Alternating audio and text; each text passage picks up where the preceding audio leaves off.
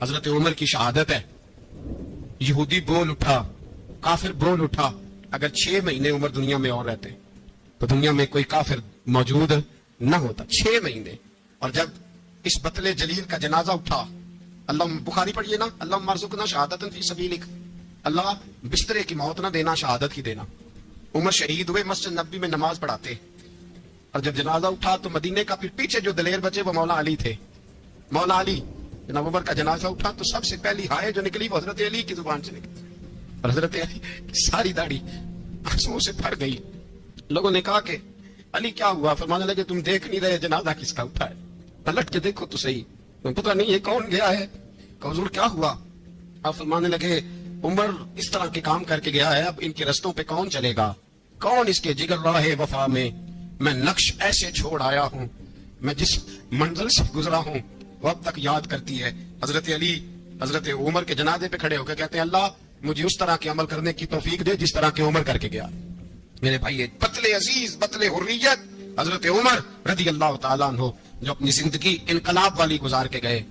عمر جب دنیا سے گئے تو 80 دینار کا قرضہ تھا, 22 لاکھ مربع میل کا حکمران, اور اپنے بیٹے سے کہنے لگے بیٹے کوشش کرنا تیرے خاندان والے مل کے میرا قرضہ اتار دے, میری قبر پہ بوجھ نہ رہے, اور اگر خاندان والے مدد نہ کریں تو میرے دوستوں سے بات کرنا, وہ مدد نہ کریں تو پھر علی سے بات کرنا.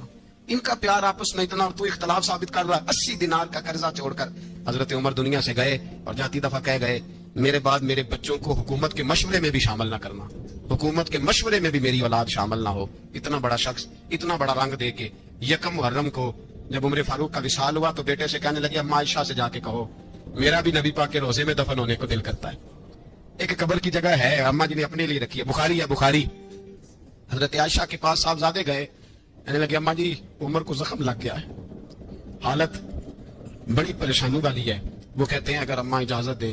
سید عائشہ رو پڑی, فرمانے لگی کہ اپنی قبر کی جگہ تو نہیں نا کسی کو دیتا, پر عمر نے کمال ہی بڑا کیا. اسے کہو جاؤ گنبد خضرا میں قیامت تک جو مصطفیٰ پہ اور ابو بکر پہ سلام پڑے گا وہ تجھ پہ بھی سلام پڑھ کے جائے.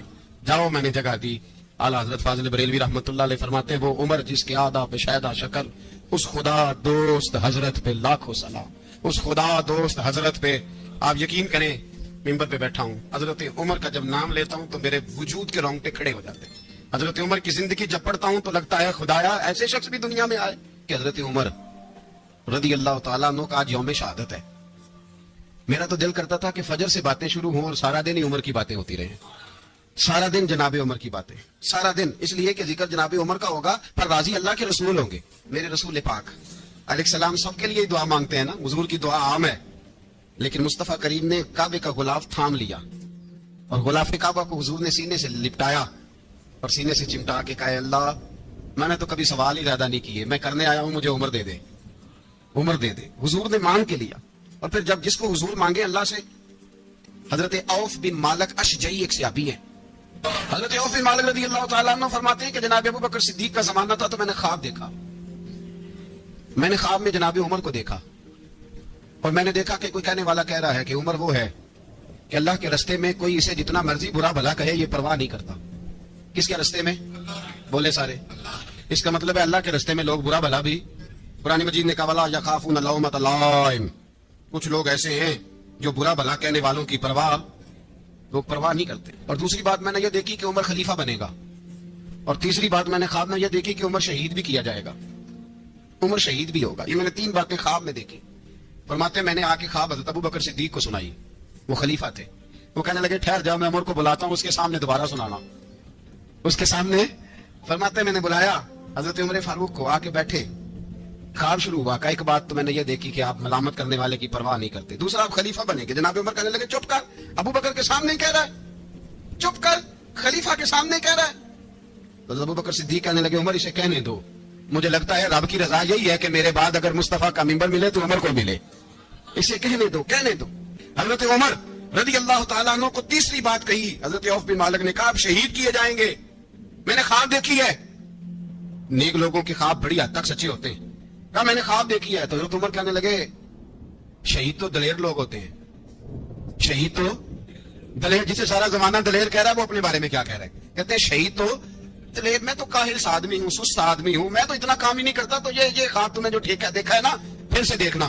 تو تو ابو بکر صدیق فرمانے لگے عاجزی نہ کر، انکساری نہ کر، تو جو کہہ رہا ہے ٹھیک کہہ رہا ہے، لیکن مجھے سن کے شکر بھی ہوا ہے اور افسوس بھی ہوا ہے۔ افسوس اس بات کا کہ تیرے جیسا بطل عظیم چلا جائے گا، اور شکر اس بات کا کہ رب تجھے زندگی بھی اعزاز والی دے گا، اور شہادت کی موت دے کے اللہ تجھے موت بھی عزت والی عطا فرمائے گا۔ اللہ موت بھی تجھے عزت والی دے گا، تجھے کاہلوں جیسی موت اللہ۔ حضرت فاروق اعظم رضی اللہ عنہ، بھائی یہاں تو اس زمانے کا سب سے بڑا مسئلہ پروٹوکول ہے۔ ہم چھوٹے طبقے سے لے کر بڑے سارے پروٹوکول کے قائل ہیں، پر حضرت عمر رضی اللہ تعالی، حضرت عمر کی سادگی اور پھر جناب عمر کی عاجزی، جب انسان اپنے اوپر سوار کر لیتا ہے نا، سوار کر لیتا ہے، میں بدکار پرانا خادم، کسے در ملی نٹ ہوئی، اتواسف یار نے نظر جو کی تھی تے واسف ہی۔ میں اکثر سوچتا ہوں حضور نے جہاں بھی کہا نا، فرمایا میرے بعد نبی ہوتے تو خطاب کے بیٹے عمر ہوتے۔ حضور نے فرمایا عمر جس رستے سے جاتا ہے شیطان وہ رستہ بدل جاتا ہے۔ نبی پاک صلی اللہ علیہ وسلم نے فرمایا میرا عمر وہ ہے کہ اس کی زبان پر حق جاری ہے۔ حضور علیہ السلام نے فرمایا 950 سال حضرت جبریل میرے عمر کی شان بیان کریں تو ان کی عظمت ختم نہیں ہوتی۔ 950 سال جبریل عظمت بیان کرے تو ختم نہیں ہوتی، یہ بات ہے حضرت عمر کی۔ اور فرمایا عمر ابو بکر کی نیکیوں میں سے ایک نیکی ہے، یہ شان ہے عمر فاروق رضی اللہ تعالیٰ عنہ کی۔ حضور نے فرمایا میرے بعد نبی ہوتے تو عمر ہوتے، جس گلی سے عمر آئے شیطان رستہ بدل جائے۔ میرے عمر فاروق کی شان 950 سال بیان ہو تو ختم نہ ہو۔ عمر کی زبان پر اللہ حق بیان کرتا ہے، جو عمر کہتا ہے وہی رب کر دیتا ہے۔ حضور ساری زندگی فضیلتیں بیان کرتے رہے، عمر جواب میں کیا کہتے ہیں؟ کوئی بتائے نا کہ یہ والی حدیثیں کبھی عمر نے بھی روایت کی ہوں کہ حضور نے میرے بارے میں یہ کہا ہے؟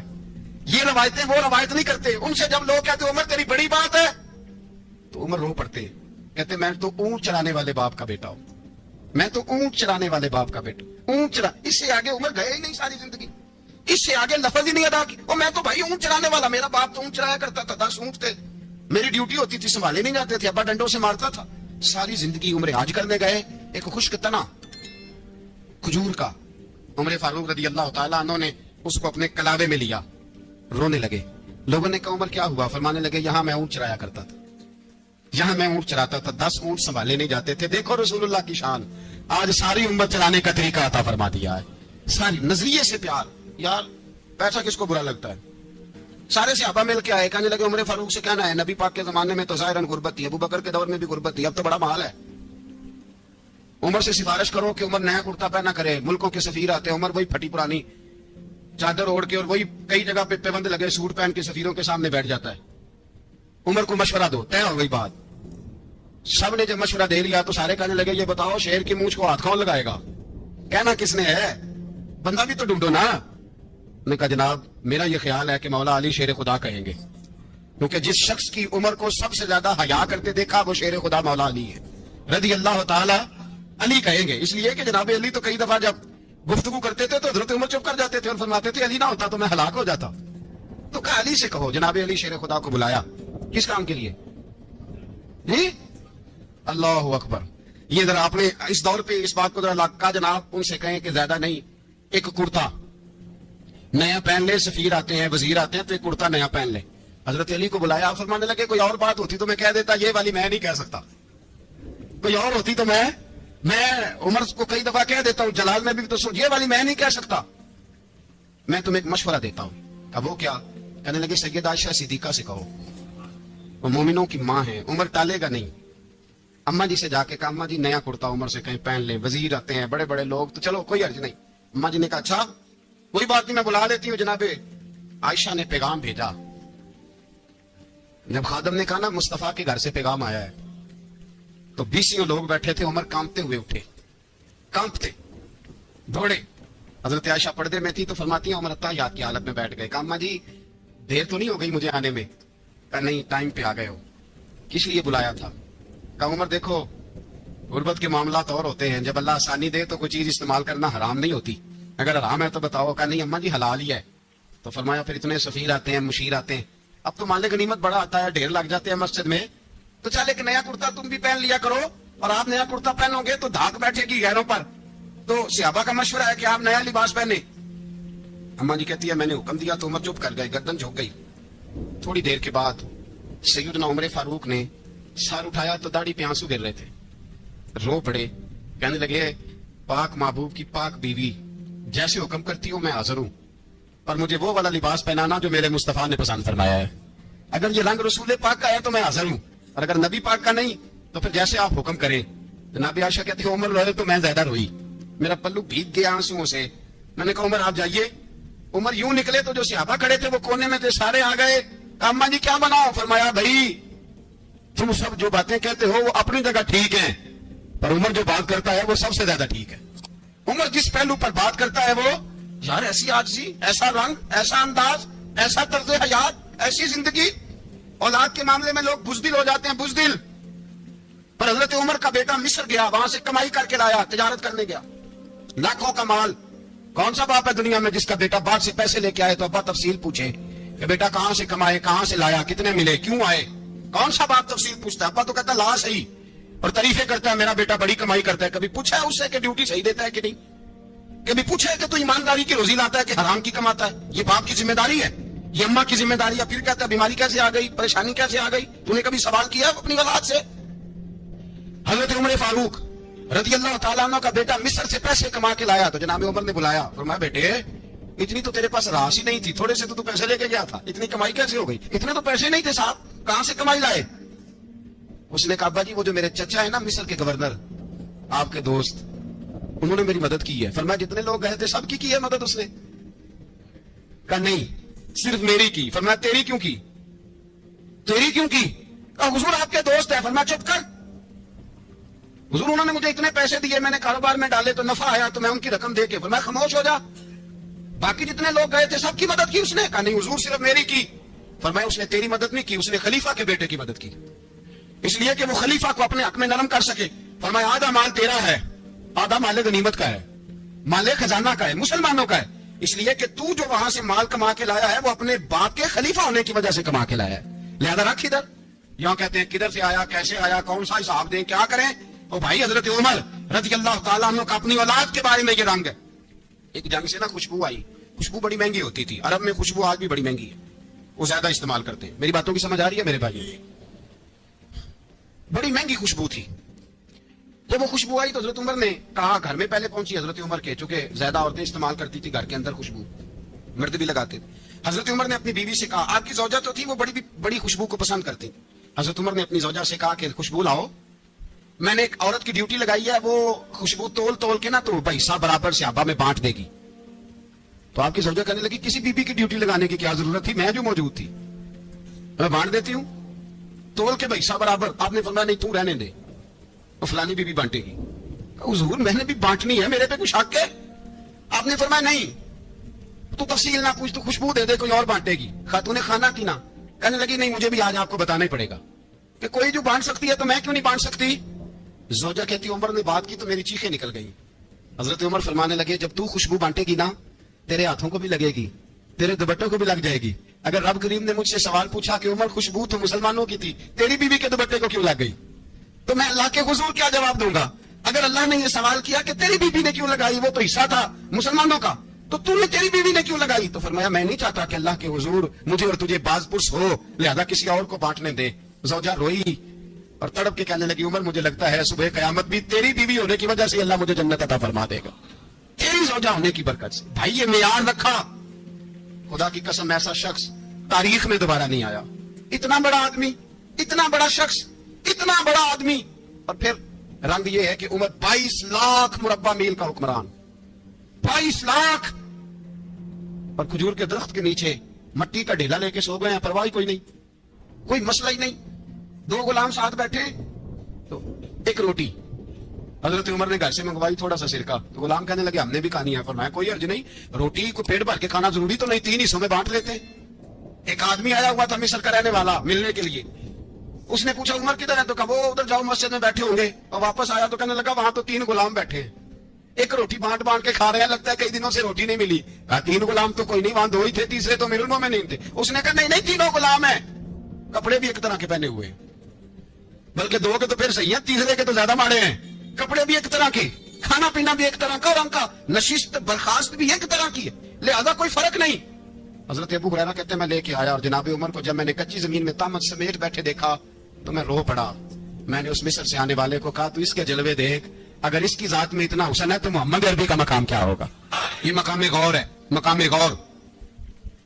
ایک آدمی کو آپ نے دیکھا آنکھوں سے نابینا ہے اور بھیک مانگ رہا ہے, تو حضرت عمر کو نظر آ گیا, فرمایا کون ہو؟ اس نے کہا میں یہودی ہوں. فرمایا بھیک کیوں مانگتی ہو؟ کہا جب تک تندرست تھا مسلمانوں کو جزیہ دیتا تھا, بوڑھا ہو گیا ہوں کیا کروں. حضرت عمر نے گھوڑے کی پشت پہ بٹھایا, کافر کو گھوڑے کی پشت پہ بٹھایا اور بٹھا کے مدینے لائے. حضرت علی شیر خدا وزیر خزانہ تھے, فرمایا علی اس کا وظیفہ جاری کرو.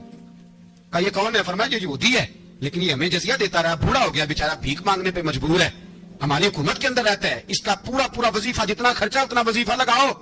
حضرت علی کہتے ہیں میں وظیفہ لگا رہا تھا اور وہ میرے نبی کا کلمہ پڑھ رہا تھا, وہ رسول اللہ کا کلمہ پڑھ رہا تھا. یہ مزاج یہ نہیں کہ کافر. حضرت عمر نے گورنروں کو خط لکھے تھے کہ زبردستی کسی کو مسلمان نہیں کرنا, جہاں ان کی عبادت گاہیں بنی ہو گرانی نہیں, کوئی مندر کوئی گرجا ضائع نہیں کرنا. بات دور نکل جائے گی. اور میں اپنے مضمون پہ رہتا ہوں. اہل بیت کا پیار اگر سکھایا ہے تو جناب عمر نے سکھایا ہے رضی اللہ تعالی عنہ. امام حسن ملنے, آپ یقین کریں میں جب اس واقعہ کو پڑھتا ہوں تو میرا دل جھوم جاتا ہے. میں کہتا ہوں یار ڈاڈا ہونا اپنی جگہ پہ, عشق ہونا اپنی جگہ پہ, انسان کا باوقار ہونا اپنی جگہ. جہاں کھڑے ہونا تھا وہاں یہ کھڑے ہوتے تھے, اور جہاں جھکنا تھا وہاں یہ. ان لوگوں میں اقبال نے کہا تھا تیری نگاہ ناز سے دونوں مراد پا گئے, عقلے کی یا جستجو عشق حضور و اس طرح. جہاں اگر آیا ہے سامنے کیسر و کسرا تو عمر جیسا دلیر کوئی نہیں, اگر سامنے آیا ایران کا بادشاہ تو عمر جیسا تگڑا کوئی نہیں, اگر آیا ہے سامنے غسان کا بادشاہ تو عمر جیسا عادل کوئی نہیں.